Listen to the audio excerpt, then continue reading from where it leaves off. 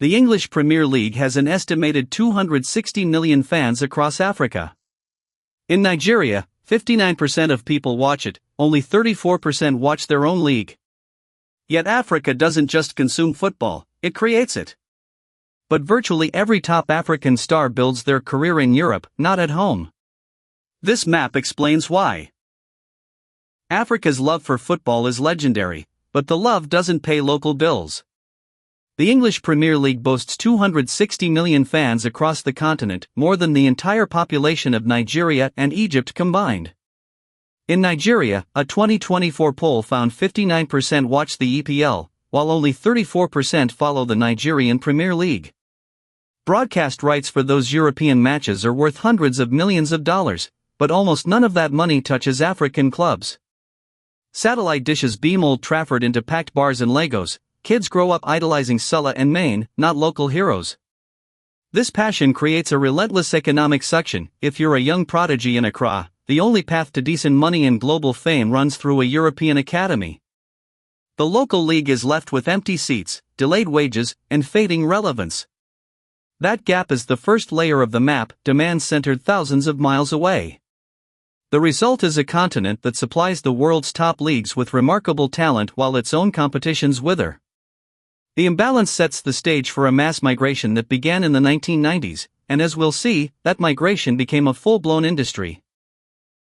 The 1990s opened a valve. Before that, only a handful of African players ventured abroad. But a massive wave surged as the decade wore on, driven by the collapse of state sports funding and the magnetic pull of European salaries. Abedi Pele, the Ghanaian genius, left his country not for Europe at first, but for a $1,000 transfer to Al Sadd in Qatar, then on to France. His success story became a blueprint. By the late 1990s, European clubs saw Africa as an untapped goldmine, and African teenagers saw a lifeline. The pipeline was unidirectional and largely unregulated. Agents swarmed, and the transfer of minors, often without documentation, became a booming business. The whole operation was informal, ruthless, and invisible to regulators. The exodus had industrialized. And then the numbers came out. Every year, an estimated 15,000 teenage footballers are moved out of just 10 West African countries, many of them underage. The engine behind this trade is a web of agents who pocket between $3,000 and $10,000 for each child they send to a fictitious trial at an imagined club in Europe. These children often end up stranded, abandoned when the trial fails to materialize. The NGO Foot Solidaire, based in Paris, spends its resources repatriating boys who have been tricked by empty promises. Meanwhile, entire nations lack the most basic football infrastructure. Liberia, a West African country that has produced top-level talent, still had no football academy at the time of a BBC report. Its FA chairman had only plans for a first-ever training center. FIFA, recognizing the crisis, lowered the minimum age for international transfers from 12 to 10 years old in 2015, a move meant to address the surge of minors being moved even younger. But the rule change did little to stop the exploitation. The pipeline had become a one-way trip to disappointment for most, a lottery that enriched middlemen and left African football bleeding its next generation. In November 2019, FIFA President Gianni Infantino stood before the world and announced the African Football League, promising it would generate $100 million in revenue and become one of the top 10 leagues globally. The vision was bold, a Pan-African Super League that could finally keep star players on the continent and attract the massive viewership already hooked on European football.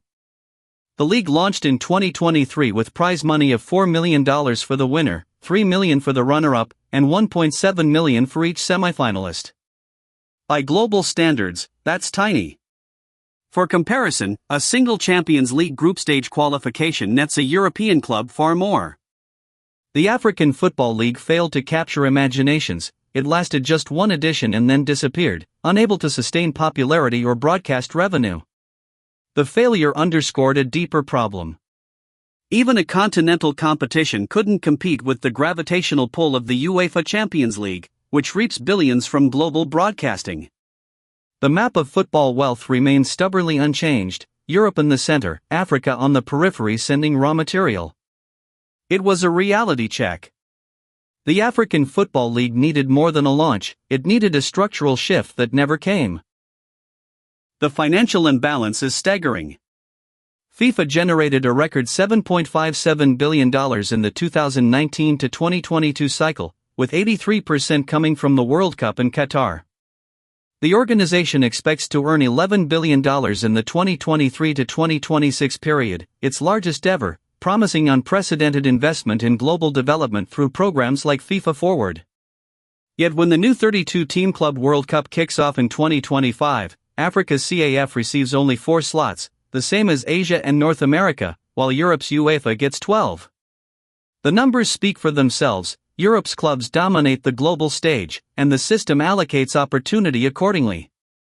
Consider South Africa, the continent's most industrialized football nation. Readmitted to FIFA in 1992 after a 30-year apartheid ban, it hosted the 2010 World Cup spectacularly, but has not qualified competitively for a World Cup since 2002, missing 3 consecutive tournaments. In the 30 years since readmission, South Africa has had 20 different national team coaches, a sign of chronic administrative instability. If an economic powerhouse like South Africa can't build a sustainable system, the challenge for smaller nations is immense. Yet there is a counterstory. TP Mazembe from the Democratic Republic of Congo became the first African club to reach the FIFA Club World Cup final in 2010, losing to Inter Milan. Their run proved that with investment and development, African clubs can compete at the highest level. The question is how to replicate that without relying on a single owner or fleeting success. The answer may lie in the same FIFA revenues that have long bypassed the continent.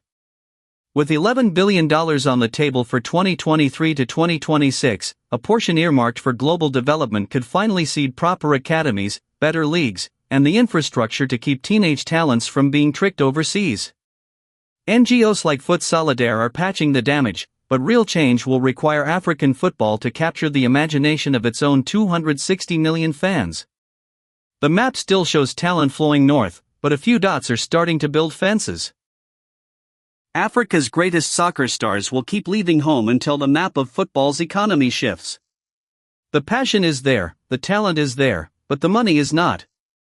That $11 billion FIFA cycle is an opportunity. If a fraction builds local stadiums and pays living wages to local players, the next Abedi Pele might not need that $1,000 ticket out.